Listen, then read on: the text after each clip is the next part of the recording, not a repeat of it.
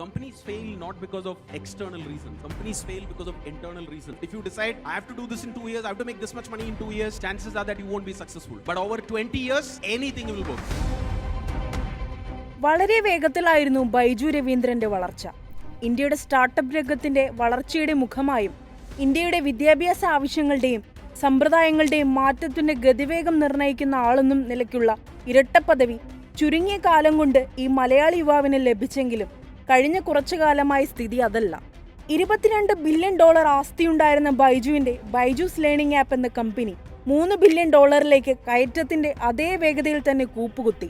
ബൈജൂസിന്റെ തളർച്ച കുറച്ചാഴ്ചകളായി സോഷ്യൽ മീഡിയയിൽ ഉൾപ്പെടെ ചർച്ചയാവുകയാണെങ്കിലും ജീവനക്കാർക്ക് മുഴുവൻ ശമ്പളവും കൊടുക്കാൻ മാർച്ച് മാസത്തിലും ബൈജൂസിന് കഴിയാത്തത് ബൈജുവിന്റെ ഒരു സമയത്തെ വളർച്ച കണ്ടവരെയെല്ലാം അമ്പരപ്പിക്കുന്നുണ്ട്. താൻ മുമ്പ് പറഞ്ഞത് പ്രകാരം മാർച്ച് 10 മുമ്പായി എല്ലാ ജീവനക്കാർക്കും ശമ്പളം നൽകാൻ ബൈജൂസിന് കഴിയാത്തതാണ് തകർച്ചയുടെ ആഴം വെളിപ്പെടുത്തുന്നത്.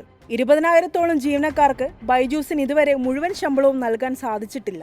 ശമ്പളം നൽകുന്നതിനായി അവകാശ ഓഹരി വഴി $250 മുതൽ $300 മില്യൺ ബൈജൂസ് സമാഹരിച്ചെങ്കിലും ഈ പണം പ്രത്യേക അക്കൗണ്ടിലേക്ക് മാറ്റണമെന്ന് നാഷണൽ കമ്പനി ലോ ട്രിബ്യൂണൽ ഉത്തരവിട്ടതോടെ ബൈജൂസിന് മുന്നിലുള്ള ആ വഴിയും അടഞ്ഞു. ചെലവ് ചുരുക്കി പ്രതിസന്ധിയെ നേരിടാൻ മറ്റു മാർഗങ്ങളും ബൈജൂസ് ആലോചിക്കുന്നുണ്ട്. ബൈജൂസ് ജീവനക്കാരോടെല്ലാവരോടും വർക്ക് ഫ്രം ഹോമിലേക്ക് മാറാൻ ആവശ്യപ്പെട്ടിരിക്കുകയാണ്. ബൈജൂസിന്റെ ആസ്ഥാനമായ ബംഗളൂരുവിലെ ഓഫീസ് ഒഴികെ മറ്റെല്ലാ ഓഫീസുകളും ഒഴിയണമെന്നാണ് മാനേജ്മെന്റിന്റെ നിർദ്ദേശം. വരാനിരിക്കുന്ന പണലഭ്യത പ്രതിസന്ധി നേരിടാനാണ് തീരുമാനമെന്നാണ് റിപ്പോർട്ട്. രാജ്യത്തുടനീളമുള്ള എല്ലാ ഓഫീസുകളും അടച്ചുപൂട്ടുന്നത് ബൈജുവിന്റെ ഇന്ത്യ സിഇഒ അർജുൻ മോഹന്റെ പുനർനിർമ്മാണ തന്ത്രത്തിന്റെ തീരുമാനമാണെന്ന് പറയപ്പെടുന്നു. 2015 ഓഗസ്റ്റിലാണ് ബൈജൂസ് ലേണിംഗ് ആപ്പിന് തുടക്കമിട്ടത്. കാര്യമായി എതിരാളികളൊന്നും ഇല്ലാതിരുന്ന മേഖലയിൽ വളരെ പെട്ടെന്നായിരുന്നു ബൈജൂസിന്റെ വളർച്ച.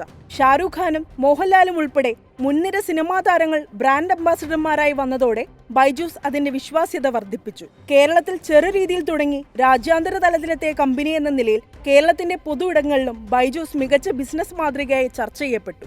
ഇന്ത്യൻ ക്രിക്കറ്റ് ടീമിന്റെ ഒഫീഷ്യൽ സ്പോൺസർമാരായതോടെ ബൈജൂസ് രാജ്യത്തെ മുൻനിര ബ്രാൻഡുകളിൽ ഒന്നായി മാറി. മൊബൈൽ ആപ്ലിക്കേഷന്റെ സഹായത്തോടെ വീട്ടിലിരുന്ന് സ്വന്തമായി പഠിക്കാൻ കുട്ടികളെ പ്രാപ്തരാക്കുന്നതാണ് ബൈജൂസ് ലേണിംഗ് ആപ്പ്. കുട്ടികൾക്ക് സ്വന്തമായും എളുപ്പത്തിലും പഠിക്കാൻ ഈ ലേണിംഗ് ആപ്പ് പ്രചോദനം നൽകുന്നു. 4ാം ക്ലാസ് മുതൽ 12ാം ക്ലാസ് വരെയുള്ള വിദ്യാർത്ഥികൾക്ക് പാഠങ്ങൾ ആപ്പിലൂടെ ലഭ്യമാണ്. ആപ്പ് അവതരിപ്പിച്ച് 2 വർഷത്തിനുള്ളിൽ 80 ലക്ഷം പേരാണ് അത് ഡൗൺലോഡ് ചെയ്തത്. പണം കുമിഞ്ഞുകൂടിയതോടെ ബിസിനസ് വിപുലപ്പെടുത്താൻ ശ്രമിച്ചതാണ് ബൈജൂസിനെ തകർച്ചയിലേക്ക് എത്തിച്ചത്. നഷ്ടത്തിലായിരുന്ന coding platform white hat junior, Aakash institute, great learning തുടങ്ങിയ കമ്പനികൾ ഏറ്റെടുത്തതോടെ തകർച്ച ആരംഭിച്ചു. ലോക്ക്ഡൌൺ അവസാനിച്ച് കുട്ടികൾ സ്കൂളിൽ പോയി തുടങ്ങിയതും തിരിച്ചടിക്ക് കാരണമായി. ഇതിനു പുറമെ US ഫെഡറൽ റിസർവ് സാമ്പത്തിക നയങ്ങളിൽ വരുത്തിയ മാറ്റം ബൈജൂസിന് നൽകിയത് 8ന്റെ പണിയാണ്. മാത്രമല്ല അമേരിക്കൻ വിപണി ലക്ഷ്യമിട്ട് നടത്തിയ പദ്ധതികൾ മുഴുവനും പാളി. അതോടെ 2012 ബൈജൂസിനെതിരെ ED നടപടി ആരംഭിച്ചു. ഫെമ ലംഘന കേസിൽ 900 കോടിയുടെ അഴിമതി ED കണ്ടെത്തി. ഇതെല്ലാം ഒന്നിനു പുറകെ ഒന്നൊന്നായി എത്തിയത് വീഴ്ചയുടെ ആഴം കൂട്ടി. ഇതിനിടയിൽ കോടികൾ മുടക്കിയുള്ള പരസ്യ നിർമ്മാണം, IPL, വേൾഡ് കപ്പ് തുടങ്ങിയവയുടെ എല്ലാം സ്പോൺസർഷിപ്പ് ഏറ്റെടുത്തതും ബൈജൂസിനെ തകർച്ചയിലേക്കാണ് എത്തിച്ചത്. ഇതോടെ ജീവനക്കാരെ പിരിച്ചുവിടുന്നതും ചെലവ് ചുരുക്കൽ നടപടിയും എല്ലാം കൂടിക്കൂടി വന്നു.